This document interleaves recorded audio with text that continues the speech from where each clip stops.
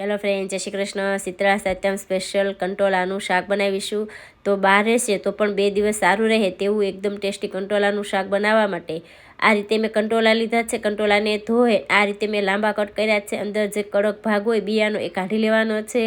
તો એક પેનની અંદર તેલ ગરમ કરવા મૂકશું. તેલ ગરમ થાય એટલે રાઈ, જીરું, મરચાંના ટુકડા, આ રીતે ડુંગળી લાંબી કટ કરીને એડ કરી છે. કંટોલા એડ કરશું, હિંગ, હળદર એડ કરી બધી વસ્તુ એકદમ સરસ રીતે મિક્સ કરી લઈશું. સ્વાદ અનુસાર મીઠું એડ કરીએ.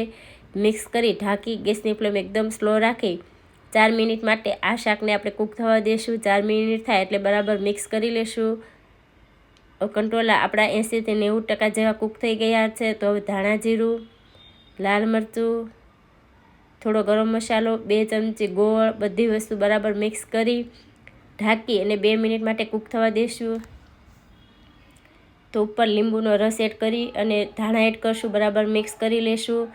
તો આ શાકમાં આપણે પાણી કે બીજા મસાલાનો ઉપયોગ કર્યો નથી, એટલે આ શાક તમે બહાર રાખશો તો પણ 2 દિવસ સુધી સારું રહેશે.